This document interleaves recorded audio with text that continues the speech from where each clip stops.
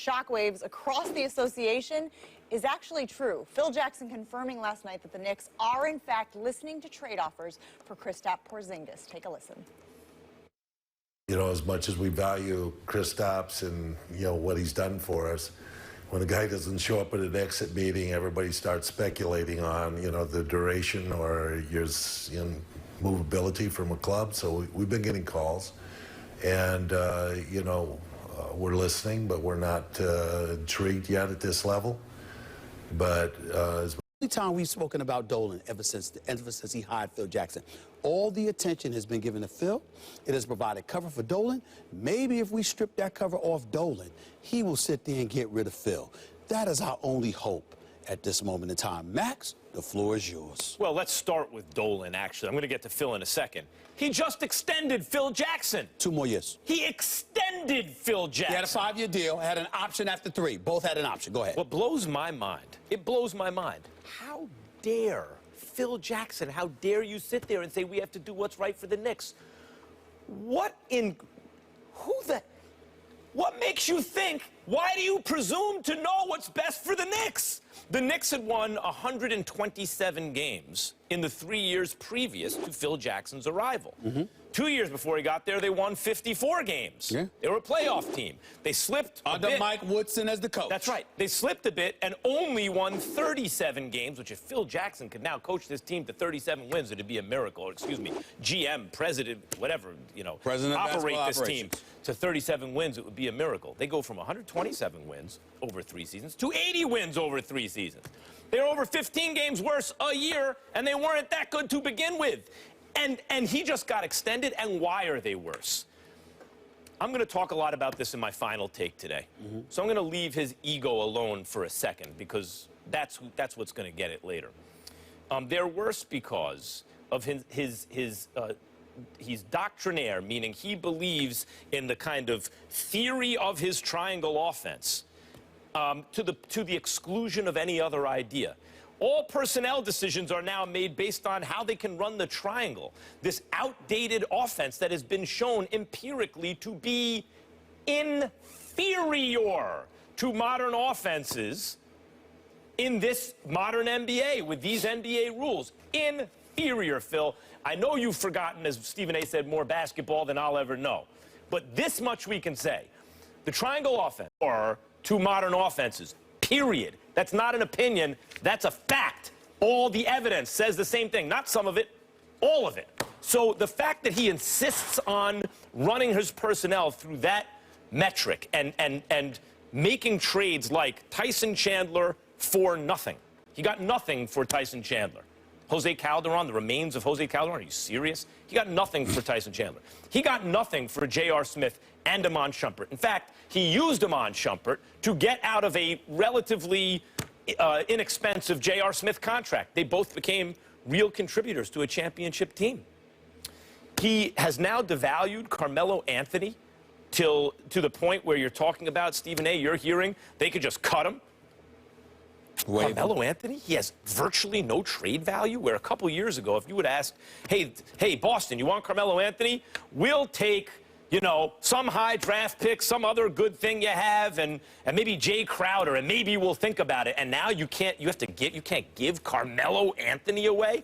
And finally, he is now alienating the 7'3", 21-year-old, rim-protecting, athletic, three-point shooting franchise cornerstone. Okay. He is, as I said yesterday, as an executive, hot garbage, and he needs to go.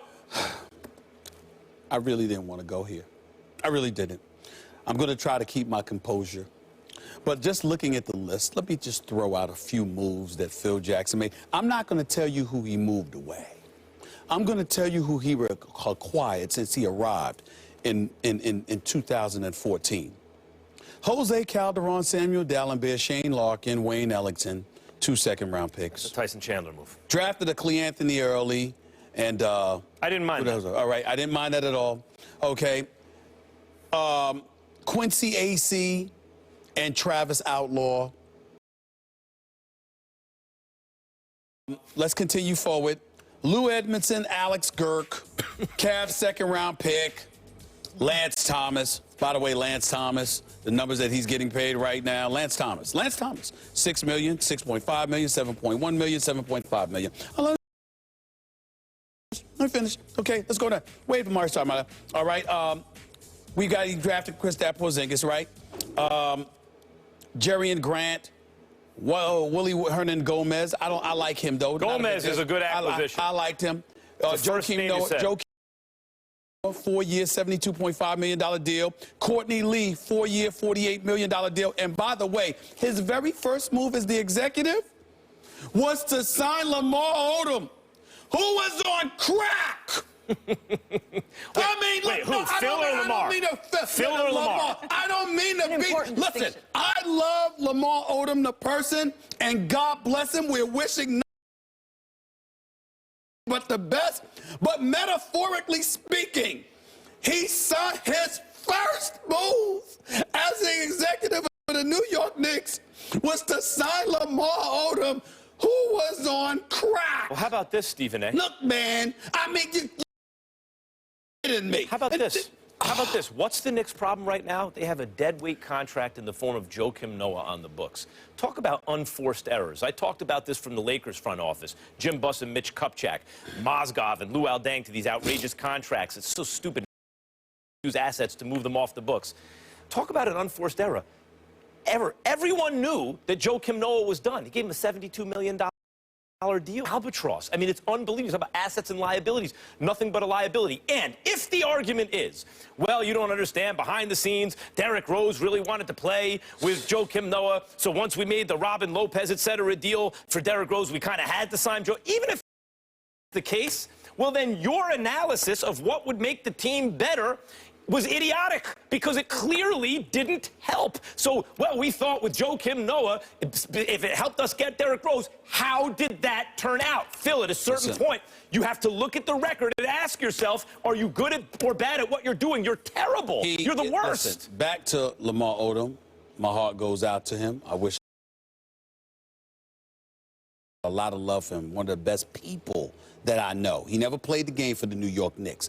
I just mentioned that because just from a subliminal perspective, your first move was to sign that dude with all of those problems that he had. We should have known then what a disaster Phil Jackson would be. He doesn't talk to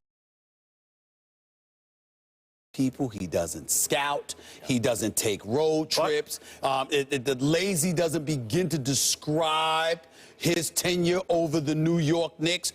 I mean, But he may have, in fairness about that Lamar Odom signing and many of these moves, it may be the case. It may be the case.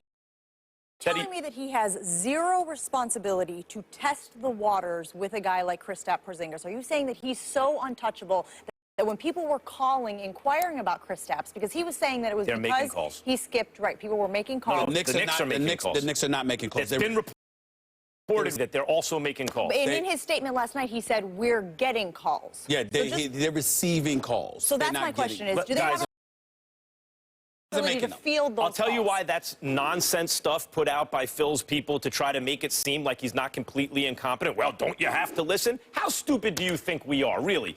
Look at the context of what's going on. Kristaps Porzingis skips the exit interview because he obviously hates Phil, because everyone hates playing there. They can't talk to any free agents because no one wants to play for a dysfunctional franchise. It starts with Dolan, a fish rots from the head.